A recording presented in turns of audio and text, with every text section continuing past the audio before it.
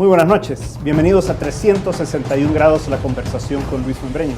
Este día vamos a tener un programa que creo que va a ser muy interesante. Tenemos a 3 personas que han venido de fuera del país, que son asesores de FUSADES en la parte del Departamento de Estudios Políticos.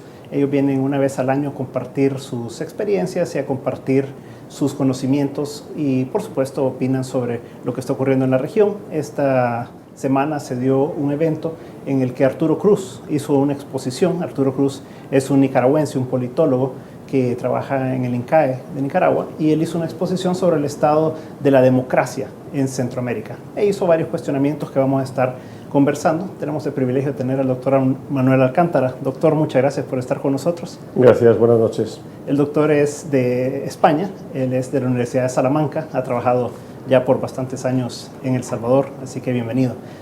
También tenemos a Lawrence Whitehead, gracias a usted de la Universidad de Oxford, y gracias por estar con nosotros. Gracias. Y a Timothy Power, también ahora en la Universidad de Oxford, a pesar de que eres americano. Gracias, Timothy, por estar con nosotros. Gracias por la invitación. Bueno, doctor, si quiere comencemos con usted comentando un poco las premisas y las conclusiones, llamémosle así, del paper de Arturo Cruz, que fue el que dio origen a la discusión que hubo posteriormente. Él planteaba de que hay diferentes amenazas, llamémosle así, a la democracia en Centroamérica, que hay diferentes modelos, ¿verdad? Y cómo al final de cuentas todo se reduce, lo simplificaba él bastante, al hecho de cómo se reparten las cosas a través del Estado y del poder político, ¿verdad? ¿Cómo resumiría usted, en mejores palabras que las mías, lo que se planteó ahí y cuál es su opinión al respecto? Bueno, el primer detalle que discutimos y que subyacía en el texto de nuestro colega es la diversidad que tienen los sistemas políticos de Centroamérica, ¿no? Frente a un Costa Rica que siempre lo vamos a situar en los primeros lugares del cuadro de honor del desarrollo democrático, tenemos casos mucho más pobres en desarrollo democrático, como es el caso de Honduras, Nicaragua o de Guatemala. O sea, esa es una primera observación. Una segunda observación es que el proceso de desarrollo institucional en los últimos 20 años en la región también había sido muy desigual y en general ha sido un proceso de desarrollo que no ha podido satisfacer las expectativas de gran parte de la ciudadanía. En buena medida sí se solucionaron algunos problemas muy serios, como es el tema de la posguerra en sociedades que vivieron un conflicto muy agudo, como la propia sociedad salvadoreña, pero la política está lejos de haber servido a los ciudadanos para colmar algunas de sus expectativas, ¿no? Seguimos con unos niveles de violencia enorme, con unos problemas de corrupción bastante fuertes y en algunos países con problemas de desinstitucionalización graves, ¿no? Es el caso de las vecinas Honduras y Guatemala, y sin olvidarnos el caso de Nicaragua. Se constata también una debilidad en el sistema de partidos muy fuerte y también el deterioro de los liderazgos políticos, ¿no? Eso sería, en mi opinión, un análisis desde mi perspectiva y desde también las inquietudes que yo tengo a la hora de analizar la región. Lawrence, se habla de que hay un populismo responsable en Centroamérica, hablando del caso de Nicaragua. ¿Qué te parece la expresión y si en realidad es una opción para Nicaragua y para otros países, y si esto es sostenible o no, ¿verdad? Bueno, creo que en la discusión habíamos comparado 2 modelos, ¿no? Uno más liberal y el otro más populista. Y hay mucha variación entre la práctica dentro de estos 2 modelos.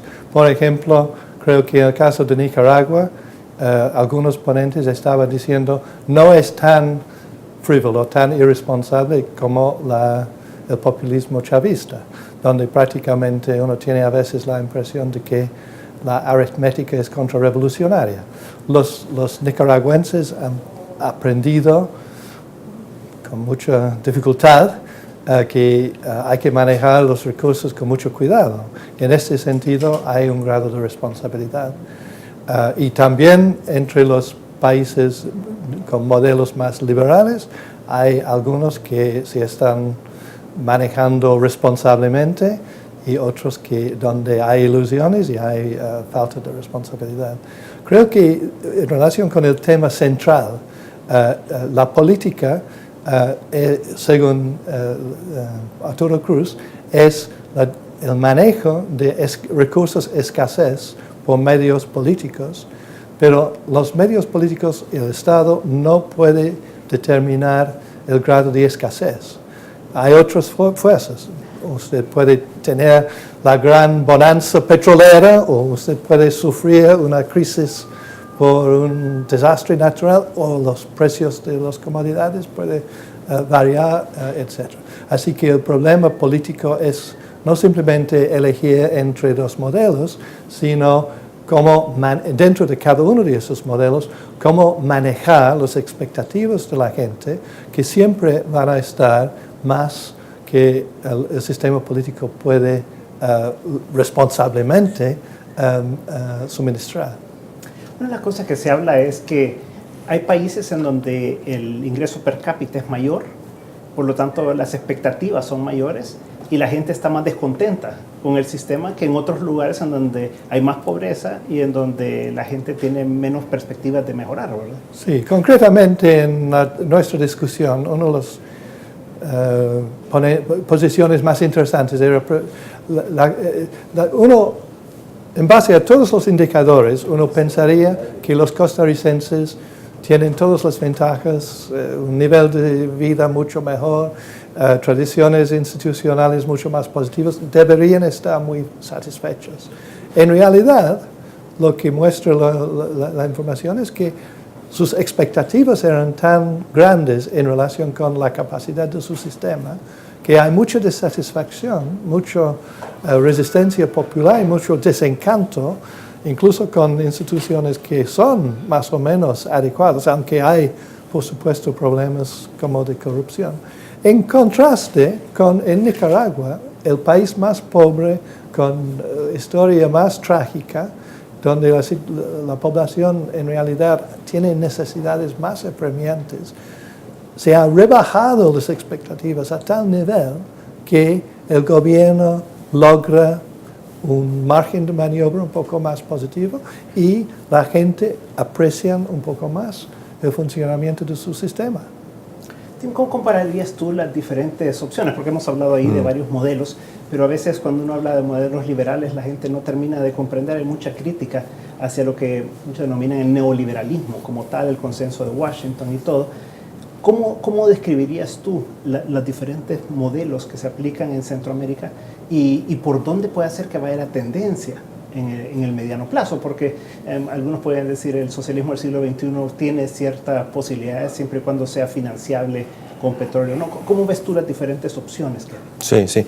Yo creo que lo que plantea Arturo Cruz es que el populismo del FSLN en Nicaragua se denomina de populismo responsable porque es un populismo subsidiado de cierta forma. Es un posible que se puede jugar populismo con sus propios recursos o con los recursos de los otros.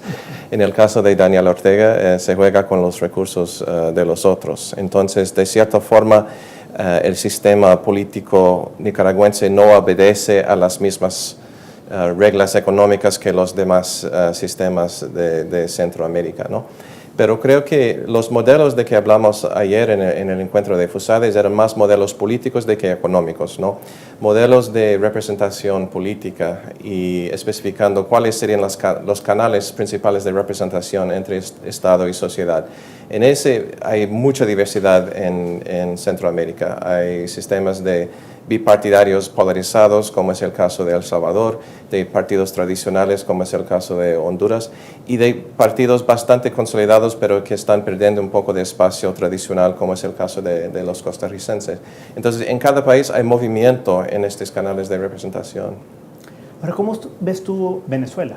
Porque Venezuela tiene una cantidad enorme de recursos, pero tiene una devaluación que en el mercado negro, bueno, pasó de 4.30 oficialmente a 6.30 el tipo de cambio, pero venden en subasta 12 y bolívares por dólar y en el mercado negro supera los 20. ¿Cómo te explicas tú algo así en un país tan rico?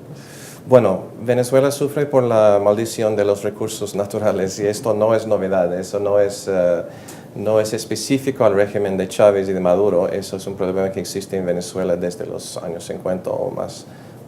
Es que cuando hay una abundancia de recursos naturales es normal que los políticos los utilizan para fines políticos de manera menos responsable de que cuando no tienen los requisitos de escasez.